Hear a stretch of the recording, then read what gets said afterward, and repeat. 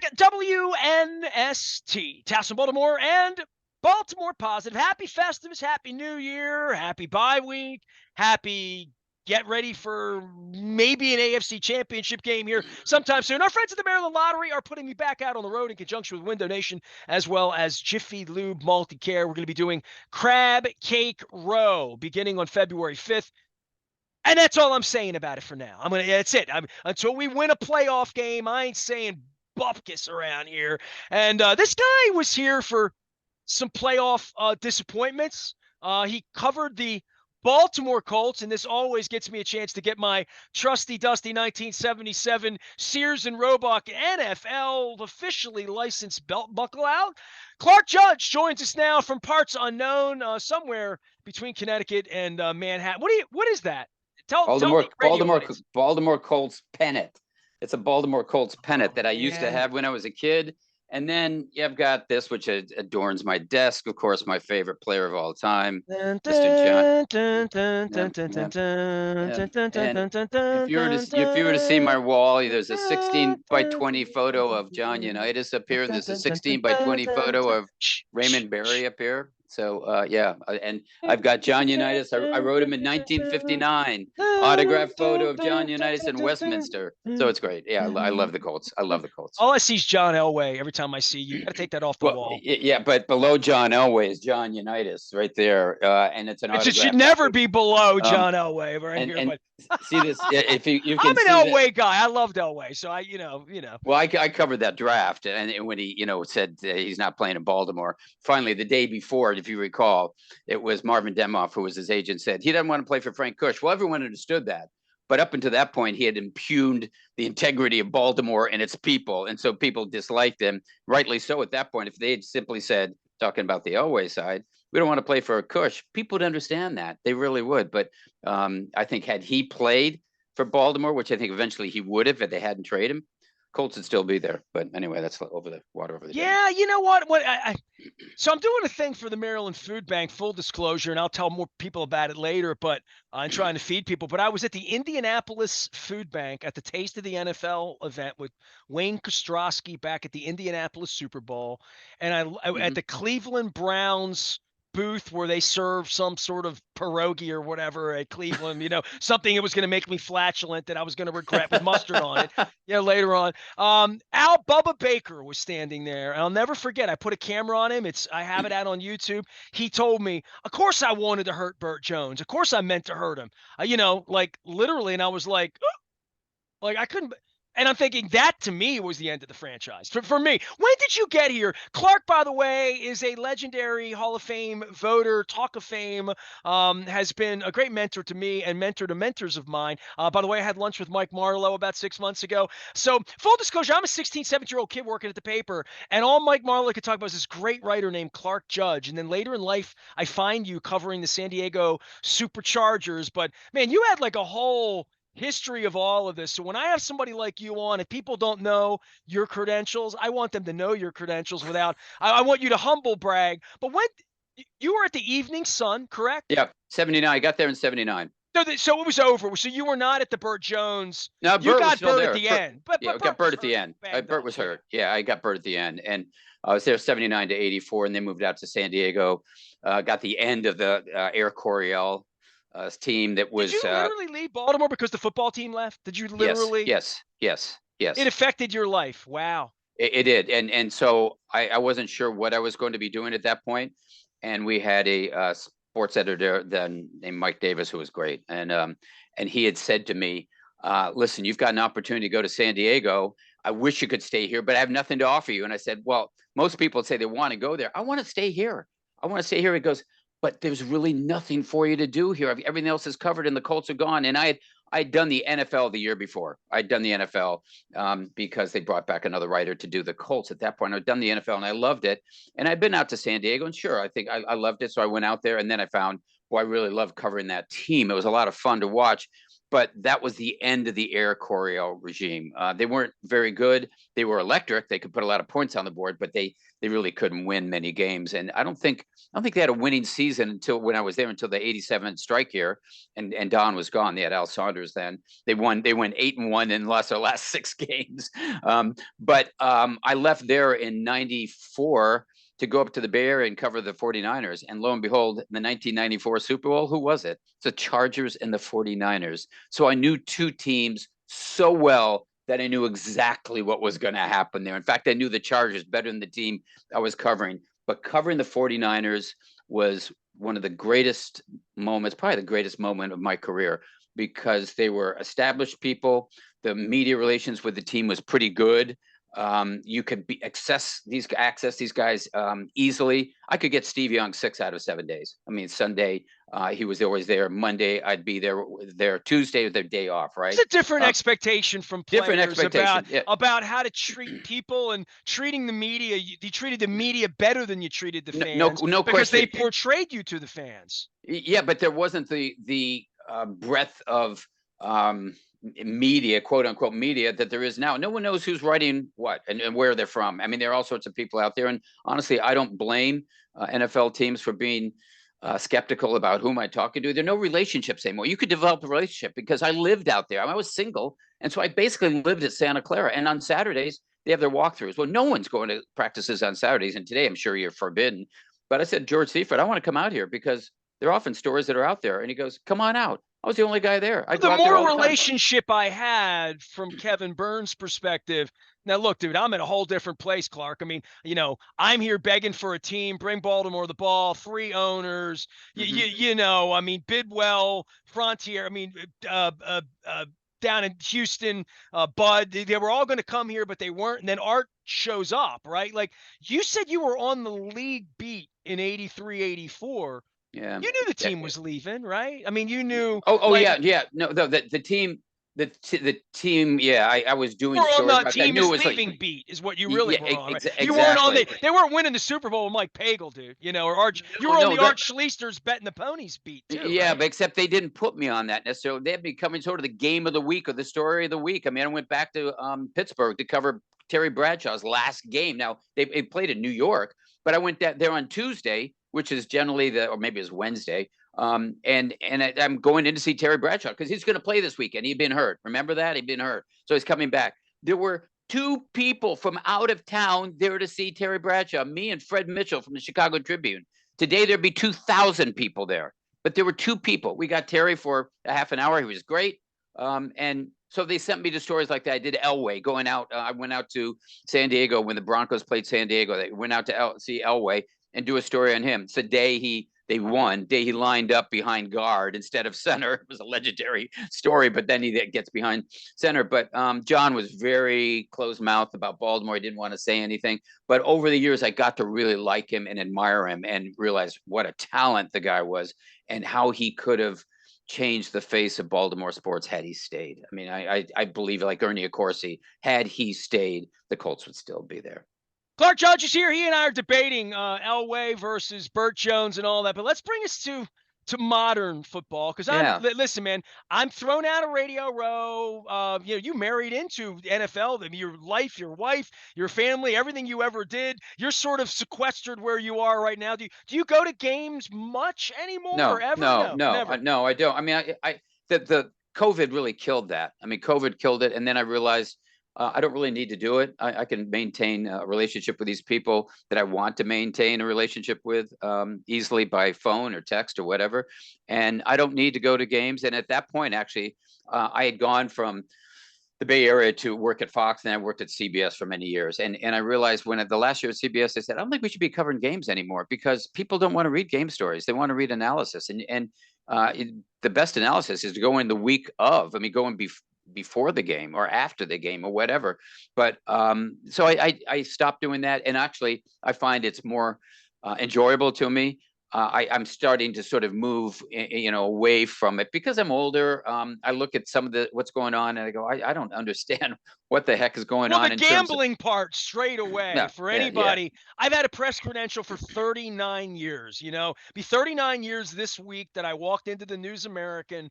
but sports first with many of your Yeah, friends and colleagues, people sure. we know as a kid. And I can't, like it's just, it's different, and we're It's not different. going back. And it's okay that we're not going back, but I am wondering what it is, because the one thing that would have gotten you or I thrown out of our career and scarlet lettered is if you were shaving points with Steve Young, knowing something was up Oh, back in no, 1995, no asking him how question. his ankle was doing so you could go bet on it or Yeah, give the information to a bookie. no question. No question. In fact, I know of a group of reporters, and I'm not going to name them, who were in a press box back in the late 90s. And I'm not going to name the individual, but they were doing fantasy football in the late 90s. They're talking about it in the press box. And an individual who was a club executive came to them and said, "You're talking about gambling. I'm going to report you to the league office, and you're going to get thrown out of the press box." That's how the league looked at it at that time. Now they embrace it. I mean, you Well, can't the turn on Super a Bowl's in Vegas in 3 weeks. Come on, Super Bowl's in Clark. Vegas, and you can't watch it. You can't watch a football game without Kurt Warner or Tony Gonzalez or somebody pumping DraftKings or whatever. I mean, it's amazing the about face they've done. And I'll tell you what I mentioned to you. You said that am I still going to games? No, I'm not.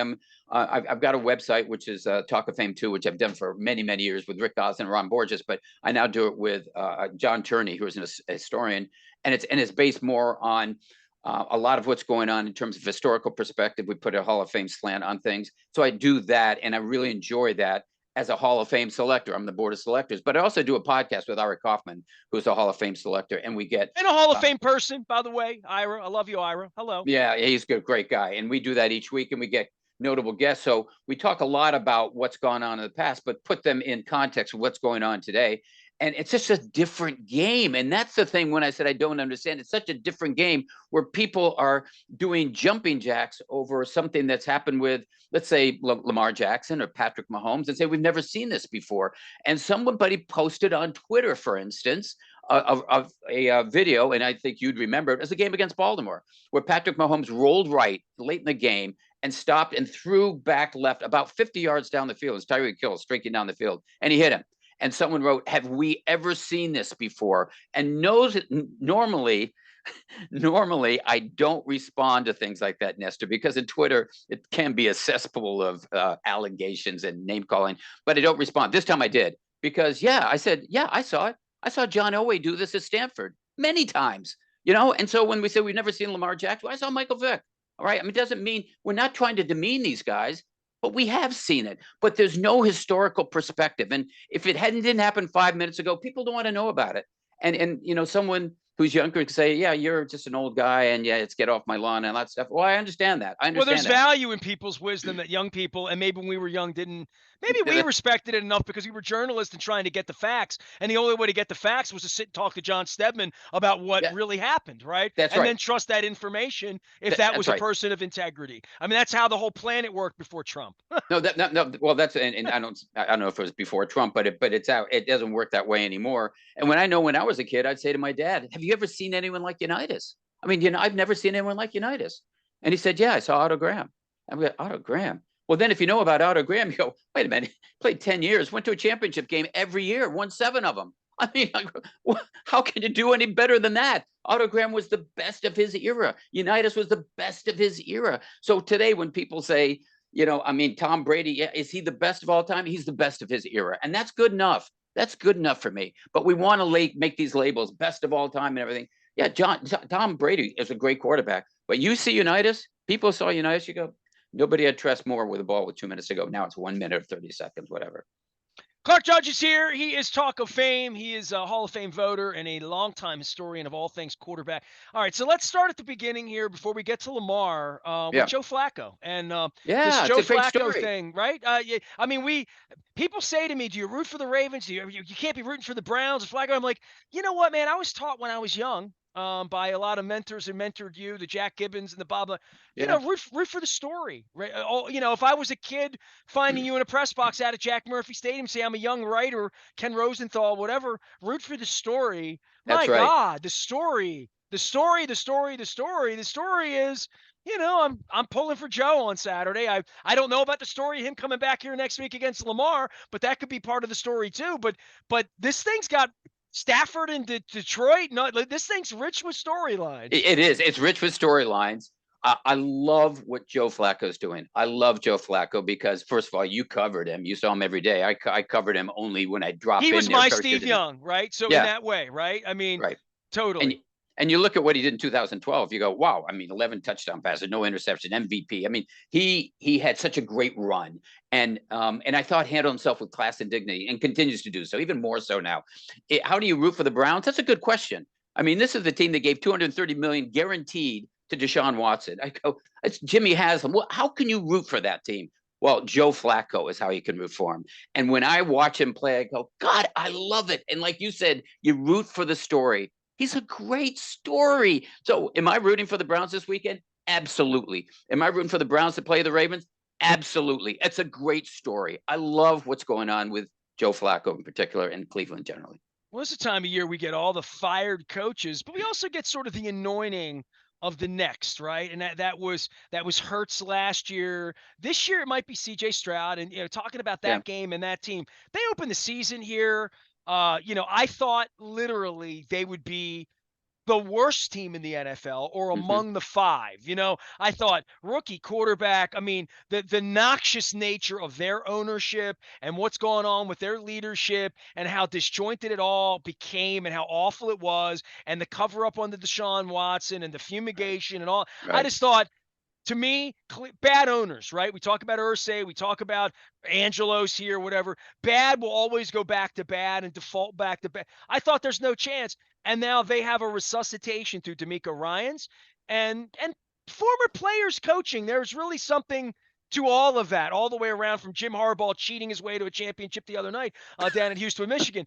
But there, D'Amico Ryans coming in there and them getting a quarterback, and everybody wants the quarterback. Carolina, there's an indictment there. Zach Wilson in New York. I mean, all of these young quarterbacks, but it feels like when you find one, you hug him and say, this is the new Johnny Bravo for the next little Yeah. while. And it feels like this isn't the last time that the Texans are going to make the playoffs. No, I think it's the first of many times. You look at what's going on there. They've got things turned around. They're doing things the right way. Management seems to know what it's doing. Strangely enough, because you mentioned ownership, really, I thought with Robert McNair, I thought it was on the right track. I mean, I know people pick apart certain things that he said or did or whatever, but I thought generally, I got to know him pretty well. I thought he was a pretty decent guy.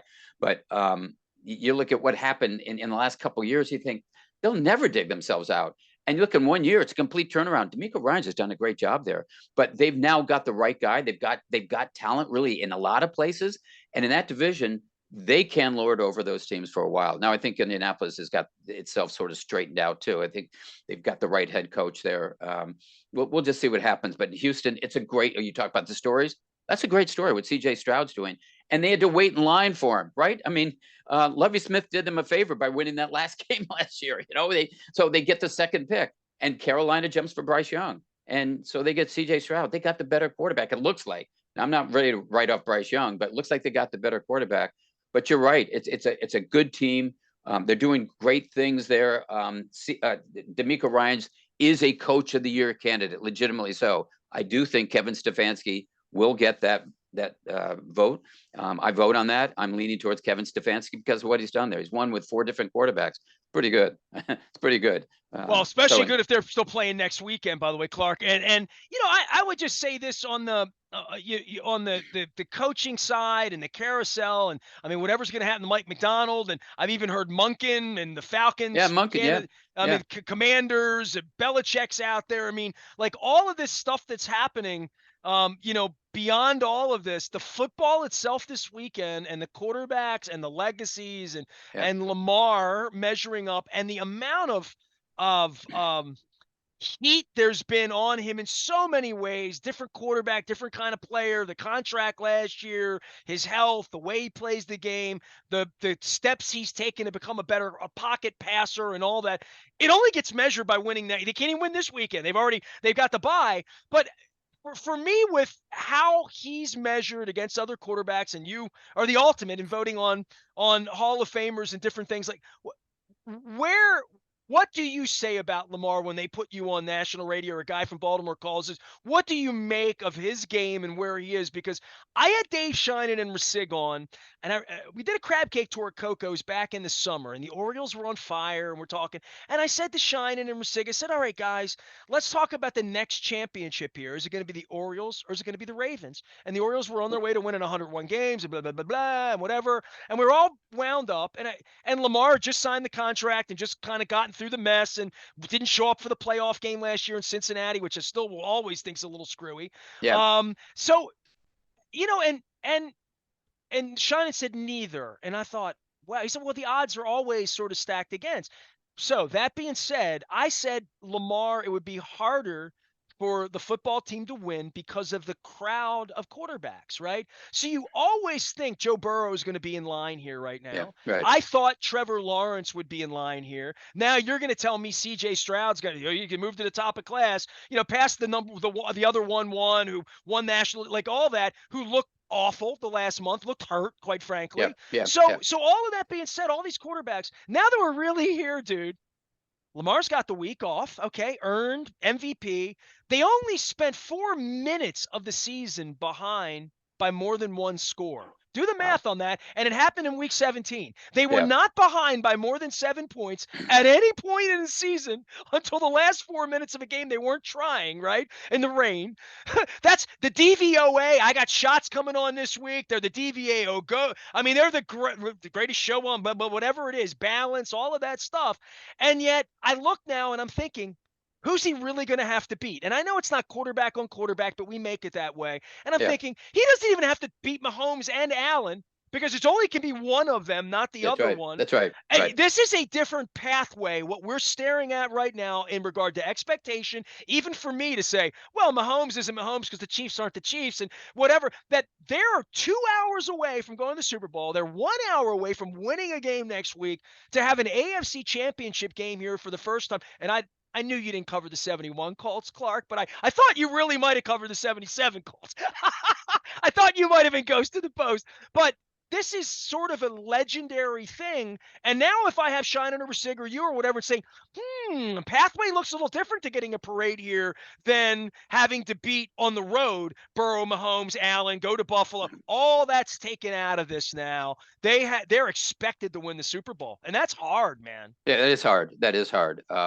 It's funny, earlier this year, and I'm saying really early this year, I remember writing after a game that Baltimore had won, are they a legitimate Super Bowl contender? And my question was, I don't know. And my answer was, I don't know. I mean, the question was, are they legitimate? And my answer was, I don't know. And I don't think they will be because of Lamar Jackson. It wasn't ability. He's got extraordinary ability. It was health. So what do we know about the last couple of years? He couldn't get through a season. Well, some games, I mean, you remember one game they ran him 27 times. You can't do that with a quarterback. He's going to break. You just can't do it. He's brittle. You look at his numbers were declining. I said, I just don't see how he gets through the season. Well, he got through the season. He is the MVP. He might be a unanimous choice again. He should be. I certainly will vote for him. But there's one hurdle that's left for him, and that's the playoffs. What's his playoff record? It's 1-3. And you said, yeah, it's not quarterback against quarterback. You're right. But, Ryan Tannehill came in there with Derrick Henry and they won. I mean, so and Lamar Jackson wasn't very good in that game. So that now is sort of the next benchmark. All right. They are the team to beat. It's a difficult landscape to navigate when you are the team to beat. But there are people like you mentioned, Patrick Mahomes. The Chiefs have been the team to beat for the last 3 or 4 years in the AFC. He handles that well. How are the Ravens going to handle this? What happens when they get behind? Remember, there used to be a stat a year ago where they are when they're traveling, when they're behind at halftime. What happens to them then? So what happens when they are down by 2 scores? What happens now? And I think that well, if you don't go down, you don't know, right? If you don't fall behind, you don't have to find out. That's right. And so this team is so good that they really haven't been in that position. But what happens? That's not to try to take anything away from him. I'm telling you right now, as I said, he should be unanimous MVP. There's no one really even close. I would say if I were to pick a second guy, might be McCaffrey. I covered that 49ers team. He makes that team go. It's not Purdy, it's McCaffrey. Everything happens around him. But when you watch what Lamar Jackson is and what he means to that ball club, where are the other luminaries there? Well, I mean, he doesn't have a Hall of Fame wide receiver. I know they're good. I mean, Odell Beckham's good at times, but he's not catching 10 balls a game. And you've got Zay's good player. I mean, he's young, he's good. Andrew's a good player, but he's been out, and then Likely comes in. Wow, everything's working. You're running the ball well. He's doing everything right. And he stayed in the huddle. That was the big hurdle. Could he stay? Longevity, durability. That was the hurdle he had to pass. We did. He has. And now he's gotten a couple of weeks off. He didn't have to play last weekend, have a bye week. The future is all about him now with Baltimore. And so it's up to him to sort of rise to the occasion. He's done it again and again this year. I have no doubt they can do it. The question is, will they? And I think that's a valid question. We call these Wise Conversations. Our friends at Wise Markets put them on. We're going to be talking more about the Maryland Food Bank next month. Our friends at Wise Markets do a lot for them as well. And we're doing something during the Radio Row week called Crab Cake Row. I'll be telling you more about that in the coming weeks. It'll all be brought to you by the Maryland Lottery in conjunction with Window Nation and our friends at Jiffy Lube. Clark Judge, the great Clark Judge, is our guest here. You can follow his act out on the X's and the Twitters and the Talk of Fame. He also has a podcast where he invites all sorts of sort of legends that he knows and has covered over parts of 5 decades now. You're not that old. I mean, you still feel young and vibrant and all that stuff. You feel young and vibrant until I look in the mirror. But yeah, in that podcast, we had Burt Jones on with his father, Dub. It was a great one. It was just great. As you know, I love Burt Jones. I love watching him play. And again, if you try to talk to people today about Burt Jones and you have someone say, who? You go, what do you mean, who? Roll the video of Burt Jones. He carried a team on his shoulders. Watch that guy. I mean, he was so charismatic. To me, he was as charismatic in Baltimore as Brett Favre was in Green Bay. I loved watching him play.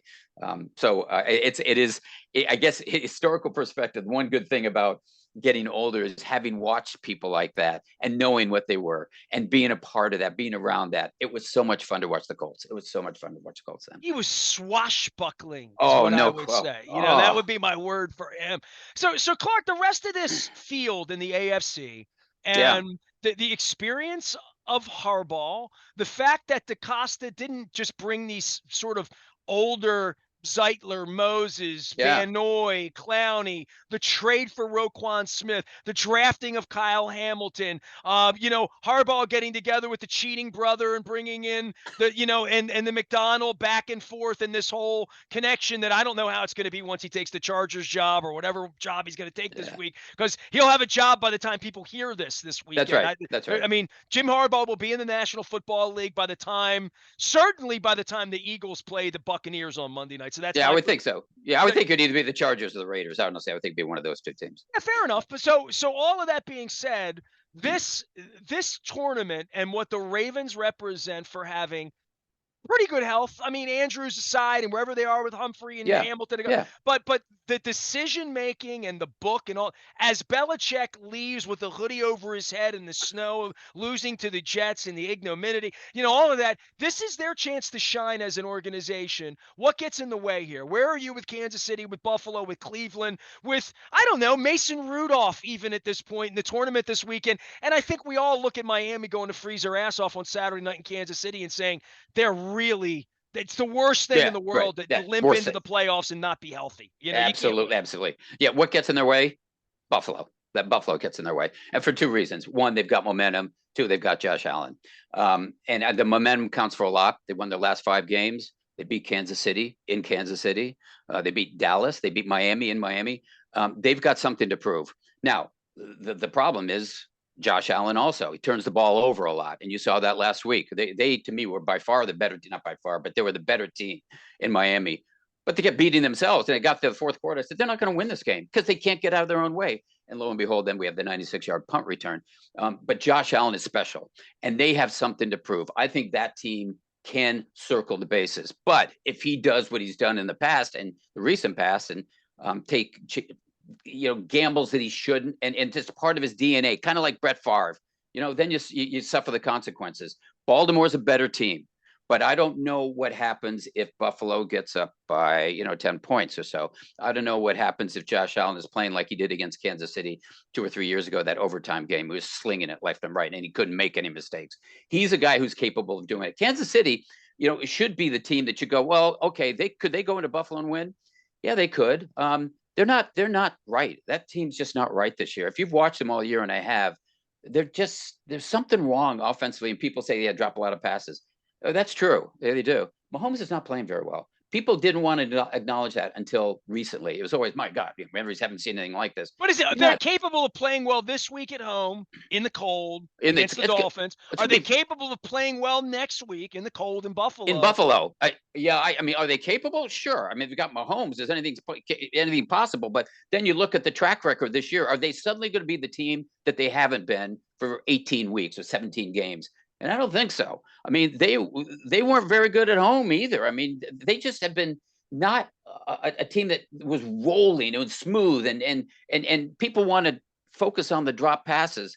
There's a lot of dysfunction there in that offense that there hasn't been. Defensively, that's what's keeping them in games. Their defense has been pretty good. But can they force the turnovers in Buffalo? Can they force the turnovers against Miami? They can. I think Miami's speed would be a factor. But when it's 5 degrees, no, I don't think that's going to be the case. And so that's going to be, I hate to say this, but with those two teams, probably a defensive game, right? And I trust Kansas City's defense more than I do Miami's. And so now you go to Buffalo. Well, Buffalo's used to playing in that. And now Kansas City's going there. What are they going to be like? They've already lost to the Bills during the season. That happened in the past. Nestor, Buffalo would go into Kansas City, beat them during the season. That happened. Then they'd go into Kansas City and play them in the playoffs. Didn't happen. I don't think that's going to be the case here. But can I see Kansas City beating in succession Miami, Buffalo, and Baltimore? The answer is no. All the Ravens have to do is win one game against the guy not named Allen or Mahomes at home in order to play one of those two guys in order to go to the Super Bowl. Clark Judge is here. NFC side, I know you're pro 49er, and we could talk about what happened on Christmas night, but the rest of the field over there, boy, oh boy, oh boy. It's not an interesting conference. I mean, it's San Francisco and a cast of thousands. When people say, what about Dallas? Well, San Francisco destroyed them earlier this year. And I realize it's a different time, right? A different time. But San Francisco will destroy them again. I mean, San Francisco can run the ball. They can run it very effectively with Debo or with Christian McCaffrey or whoever they put out there. I mean, they've got a zillion people. But Dallas is playing very well right now. But San Francisco knows we own these guys. They know that. And they beat them in the playoffs all the time. It's a different deal than it was in the 90s, when I was covering. Dallas was the team to beat. San Francisco is the team to beat. And they are head and shoulders above everyone else. So who's going to be the second place team? I think it's probably going to be Dallas, I would guess at this point. Could someone emerge? I think the Rams are kind of scary. I mean, the Rams got in there and they're playing well. They're still playing so far above their heads. They're the Houston Texans of the NFC. They weren't expected to do anything. They had salary cap problems. Stafford was hurt. They lost Cooper Kupp, and then Kupp comes back, and all of a sudden, Puka Nacua is, whoa, what a revelation. Running backs, they lost left and right. They're there. They drafted very well. They've got good young players. Matthew Stafford's playing well. You're right. The game this weekend against Detroit, I think they win that game. I think they win it because Detroit has trouble in the secondary. Stafford's going to be pumped up. I think they win that game. That's a scary team. But I look at the rest of the field and go, wait, you mean Tampa Bay? No. Philadelphia's DOA. I mean, that's sad what's happened to the Eagles. A month ago, we would have said Philadelphia and San Francisco. The Eagles are done. They're done. I think could lose to Tampa Bay. So where is the next best team? Probably Dallas by a process of elimination. And as I said, I think the 49ers can lap the field with them. Clark Judge is here. He's been covering the National Football League since at least 1979. That wasn't such a great year at all. By the way, I was looking through my pictures the other day, and my family gave me a Pentax camera in 1983 for my birthday. I had one. Those are great. JCPenney. So I take pictures. I have pictures of the Packers-Colts snow game during the winless 08-1 year. Pictures of Lynn Dickey. I covered that game. Yeah. James Lofton. I have pictures of James. I know you did. So I have pictures of James Lofton. Every time I would get in an elevator with James Lofton covering, Hall of Famer, when covering football, we get in an elevator. I was like, dude, Packers game, Memorial Stadium. I got pictures of you. So I found the pictures recently, as well as Triumph and Rush and Van Halen, because I used to sneak my camera in, take pictures at the Capitol Center back in the day. So You have any yeah. Todd Rundgren pictures? Any Todd Rundgren pictures All in right, there? so I'm No. glad you asked about the great Todd Rundgren, because I finally saw Todd Rundgren in person for the first time in my life, and he wasn't doing Rundgren songs. About a year and a half ago, it was Halloween, year and a half ago, they did the David Bowie tour with Yeah. Adrian Oh yeah. Oh Ballou. yeah. Yeah. I know. Yeah. I know it. Yeah. They did that at Rams Head, and oh, but Thomas Dolby, who's a friend of mine who lives here in Baltimore, the great Thomas Dolby, he's going Yeah. to be touring Yeah. next year. He came down and did a tribute to Bowie because of Live Aid. He was the musical director for Bowie's band at Live Aid. Swear to, like, Oh wow. oh my God, he tells a story of him and Bowie taking a helicopter into Wembley that day, and Bowie being a nervous helicopter. He was smoking a fag, a cigarette in the helicopter, and Dolby's like, I was choking to death as we're coming in. Oh, Dolby's the best. Oh, So, but that night, Rundgren played and sang these Bowie songs, and I have such a weird man crush thing on Rundgren without ever seeing him or appreciating Utopia or appreciating his work with Meatloaf and Bad It. Like, he's a real bucket list top 20 living, breathing human I've never had on the show, that if I could get his attention for 25 minutes, I really, Hawaii and Kauai and the Philadelphia thing and his ear for music and his voice. And I, I, I feel cheated that I didn't really appreciate Todd as God the way you have most of yeah. your life, you know? Yeah, no, I first saw him in '73 when he came to the University of Missouri, and I saw him in '73, and then I went out to San Francisco and saw him in Winterland that spring with Utopia, and I've seen him 85 times now, and I just can't get Wow. enough of Todd, and I've got pictures galore in here that I've taken him Central Park. I've seen him in a zillion places, but it's So funny you when you never rented his place in Kauai or anything, or no, had, no, no. you I've been didn't to want to do it? Kauai, but I've been to Okay. Kauai, but and so I was more interested in seeing his house in Upper Darby, Pennsylvania, actually. And I did see him at the Tower Theater in Upper Darby. But anyway, it was I love watching him. Honestly, my life has been enriched by him, and you and I've talked together many times about rock and roll music. And I had I a feel that chance way one about me. time. I said to my wife, we were going to Costas literally to get food. We were going to watch a college game, and a song came on the radio, and I said to her, because she knows, like, my association with sports has changed greatly. Like, Yeah. I'm a kid that's lived my whole life, 40 years of doing this, to be thrown out by these creeps in Oh, front of the world and have someone like you ask me, what did you do? I'm like, ask them, you know. So, but music is still very, despite the fact that I had a run in with a rock star here or there or whatever. You lose respect for certain people when you find out that they're, pedophiles, or that they're racist, or, all of those things you could do, Michael Jackson, whatever it is. There's still something pure to me about music, Clark, right? And I would say for you and I, we spent our lives very similarly in locker rooms around jocks and around famous people and Super Bowls, and I've been to 27 of them, and you've probably been to more. But music to me, I might go see Billy Joel in New York on Thursday night just to go do it. Show me this. Tell everybody what we're looking at, because we're radio here. Hold that up. You are okay. You're looking at a picture of Todd Rundgren in Central Park in the mid to late 1970s. Took a photo there, and then here's a photo of These are your pictures. These are your my personal pictures. Yeah, Peter Oh, okay. Frampton in Central Park. And that's when the Frampton Comes Alive tour. But I was on Peter Frampton way before that. And I told everyone, hey, this guitarist for Humble Pie is phenomenal. Hey, hang on a second. But is Todd this Rundgren Peter Frampton? Again. Is it? That's Hold right. on. Is this that's right. this Peter Frampton? Okay, right. good. And that's Todd Rundgren. So that's what I was reaching for. But I used to love taking photos. And the thing is, you could get close to them. The thing. And those days I had a great Mamiya Secor camera with the zoom lens, and got close to the individuals, and it was great. But I love Todd. Todd is God, and it's funny when you're talking about getting him on your show. I think you can now. And I was intimidated by him years ago because he was a difficult guy to interview. And I reviewed a concert once when I was in San Diego, and they said, "Hey, we got a backstage pass. You want to go meet him?" I said, "No." They said, "Why not?" I said, "I don't want to know that he's a jerk. I don't. I'm not interested." And I didn't do it. Now I would be. I would be interested.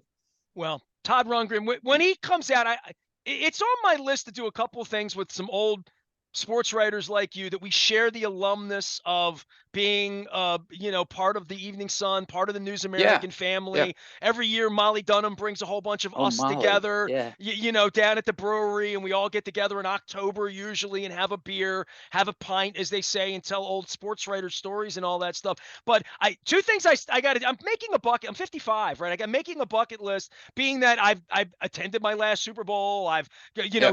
to my last Final Four. I don't know the next time I'll go to a hockey game. I've been to 2,000 hockey games, but concerts still for me. I'm eyeing up Bryan Adams. I'm eyeing up this Mayor tour in Europe. I'm, waiting for all these shows to come back this year. I'm going to go to the Palestra for a basketball game with Dick Girardi, because we've talked about it since he moved to Philly 40 years ago, and we've been friends. And I've never been to the Palestra. I won't go there without Girardi and a cheesesteak and flatulence to a various degree from one of his places. And I want to go to I want to see Todd Rundgren with you. I'll come to Connecticut. I'll go to New Haven. Is Toad's place still there? Yeah, sure. We're going to New Haven. In fact, we're going to New Haven in about 5 minutes, but we're going right down the street from Toad's place. Toad's place is still there. Yeah, I saw Todd Toad's place What's the back in pizza the place 70s. to get there? What's in New Haven? Where am I getting pizza? But we like Pepe's or Modern, but a lot of people like Sally's. You can go either one of those three, or Can I go any to one all of those three. three? Yeah, well, Pepe's and Sally's are on the same street, so you can do either one. Go where the line is shorter. Pepe's is my favorite, but Modern's right there. Modern's in a different part of the city, but New Haven pizza is the greatest. It's the greatest. My bucket list this year is to go places I've never been and see things I want to see. So, like, I want to see the Tulips in Amsterdam. So I'm trying to figure out a Yeah, concert yeah, around that, yeah. right? So, but here's the deal. I'm going to Tahoe because I've never been. Sacramento because some of my Roots guys went to the Bee. Scott Labar is the executive editor of the Bee. Yeah. He's the one that put me on the phone with Steven Tyler and Geddy Lee when I was 15 years Oh, old. Like, literally, right? So I'm going to all these places. New Haven's a place I've been. Yeah, I've driven through them. I've been once in my life. I saw the alarm at Toad's place yeah. on a night there, and I had a Yeah. slice of pizza. And I took the 2:30 train home, and I'd never seen New Haven in daylight. So I know that's your joint, right? So we got to find a Rundgren place Yeah. that's like one of those theaters in New York or Long Yeah. Island, one of Jersey, a place I've never been. Count Basie Theater, wherever he's going to play. Yeah. We got to find a new place for me, Clark. All Yeah, right. the Stones played at Toad's place one night too. The Stones played there. But I'm not a Stones guy. I'm a Rundgren guy. I'm a Beatles guy, and I love Todd. But it's funny when you were talking about Bowie earlier. Just to let you know a little known fact: our daughter's pediatrician was David Bowie's pediatrician. His child's out of this pediatrician in New York, and so we lived in New York. Bowie obviously lived in New York with Iman, and their child went to the same pediatrician as our daughter. And when I went to tell him that, the guy said, "You got to meet him sometime." I went, I don't think so. He goes, "He comes in here all the time." So that I go into the pediatrician's office, and he's got a wall of framed album covers, framed out, signed by everyone. He goes, "You mentioned Todd Rundgren." He goes, "I got Kazim Sultan's autograph up here." And sure enough, there's a Rundgren thing. They had an Elvis Presley ticket. And I went, "This is great. I love it." That's what I love about New York. But that's what I love about talking to you when we can talk about football or music. I interviewed David Bowie in 1991 on the Tin Machine tour. It's up on Baltimore Yep. Positive, so it's a plug. You can go listen to it. And the day he died, which by the way will be 8 years tomorrow, because his birthday's January 8th and his death Yeah, day that's right. January 10th. So we're sort Yeah. of in the middle day. And the day he died, my wife had just survived. Had survived really about 2 weeks that she looked like she was going to die, and then she turned to live at Christmas time in 15, and then Bowie died. And my wife was on the treadmill that morning, bald, 80 pounds, skin hanging off her, trying to get herself back to shape. And Bowie died, and I woke up and I was stunned. And I found the interview, and when I listened, I thought I was going to embarrass myself by listening, like hearing my voice and like the reporter and me on a phone interview on a tape in 1991. And he talked about his spirituality, and he talked in the interview about how he would want to be perceived on the day he died. And I thought, Yeah. so I'm a Bowie guy. I'm a Me Rundgren too. guy. This whole thing came together because Rundgren was singing Bowie songs. So Yeah. at a later date, we'll discuss the music of the great Meatloaf and Jim Steinman on our next Yeah. episode. Yeah. Clark Judge, there you go. A little Bat Out of Hell, we'll do that. Like at Bat Out of Hell, you'll be gone. You always hang out longer. We always bring old cold stories. And the last time I saw you, we were watching Mike Mills sing REM songs was a beautiful thing. That was great. That was a great night of my life, dude. It was a great night. When I think of the great night since the plague, that night with Jim Irsay in New York, perfect. It was perfect. It was perfect. Clark, I love you. Take care. Hi to Leslie. Hi to New Haven. Eat some good pizza. And if the Ravens win this Super Bowl thing, or if Joe Flacco, I'm going to call you back from a historical perspective, and we're going to paint all of this in February based on where we are now and where we will be in the winner's circle, and we'll see how all these quarterbacks work it out. I look forward to it, Nestor. Thank you so much. Love Baltimore. Love talking to you. Thanks a lot. Crab cake. You can't get those in Connecticut. You got to come down here to get that. Clark Judge, give me a call when you come here. Give me a call when you come here. We're gonna get pizza. We'll get pizza in your place, crab cakes in my place. We're gonna do Crab Cake Row the week of February 5th in lieu of going to the Super Bowl. If anybody has any questions, see Chad Steele. But we will be here doing awesome stuff that you expect us to be doing after all of these years. Our 25th anniversary, brought to you by Curio and Foreign Daughter, and our 25 Stories of Glory now up at BaltimorePositive.com. Stay with us.